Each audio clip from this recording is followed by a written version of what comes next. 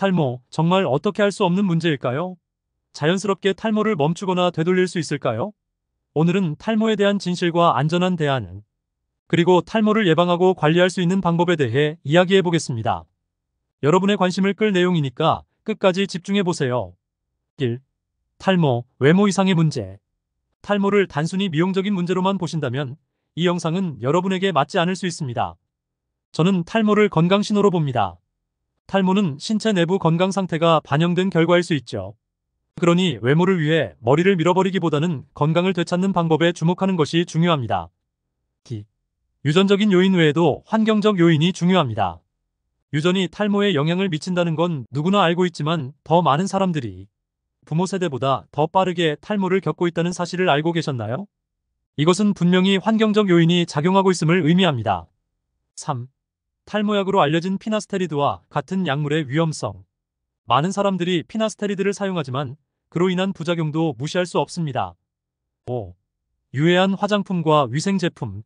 우리가 매일 사용하는 샴푸, 스타일링 제품에는 유해 화학물질이 가득합니다.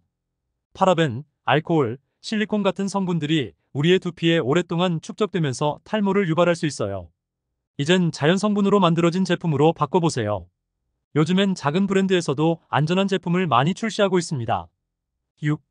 영양소 결핍과 잘못된 식습관. 비건이나 채식주의자 중에서 탈모를 겪는 사람들이 종종 있습니다. 특히 비타민 B12, 칼슘, 비타민C, 아연 등의 결핍이 문제죠.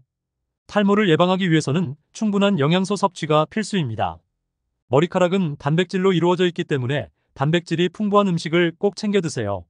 7. 만성 스트레스. 스트레스는 탈모의 큰 원인 중 하나입니다. 스트레스 자체는 나쁜 것이 아니지만 만성적으로 지속될 때는 문제가 됩니다. 스트레스를 줄이고 마그네슘, 비타민C 같은 영양소를 보충해 보세요. 이는 탈모를 완화하는 데 도움이 될 수 있습니다. 8. 햇빛 부족.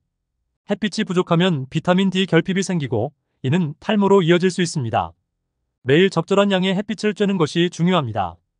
햇빛은 단순히 비타민 D만 제공하는 것이 아니라 전반적인 건강에도 중요한 역할을 합니다. 9. 호르몬 문제. 많은 사람들이 탈모의 원인으로 DHT, 디하이드로테스토스테론을 꼽지만 사실 갑상선 호르몬, 인슐린, 프로락틴 등의 호르몬이 더 큰 영향을 미칠 수 있습니다. 이 호르몬들이 불균형할 경우 탈모가 발생할 수 있으니 호르몬 건강을 체크하는 것도 중요합니다. 10. 두피 혈류 감소와 긴장. 두피로 가는 혈액순환이 원활하지 않으면 산소와 영양분이 부족해져 탈모가 발생할 수 있습니다. 두피 마사지를 통해 두피 혈류를 개선하고 긴장을 완화하는 것이 도움이 됩니다. 11. 약물 부작용. 특정 약물, 특히 항우울제나 여드름 치료제는 탈모를 유발할 수 있습니다. 만약 특정 약물을 복용 중이라면 의사와 상담해 다른 대안이 있는지 확인해 보세요. 12. 장 건강 문제. 장내 문제가 있을 경우 염증성 사이토카인 수치가 증가해 탈모에 영향을 미칠 수 있습니다. 장 건강을 개선하면 탈모도 완화될 수 있습니다. 13. 중금속 중독과 곰팡이 노출. 중금속에 노출되거나 곰팡이 환경에 장시간 있으면 탈모가 발생할 수 있습니다. 안전한 환경을 유지하고 필요한 경우 해독 과정을 고려하세요. 14. 탈모 치료제 대안. 마지막으로 피나스테리드와 같은 약물은 탈모를 억제할 수 있지만 DHT는 신체 전체에 중요한 역할을 합니다.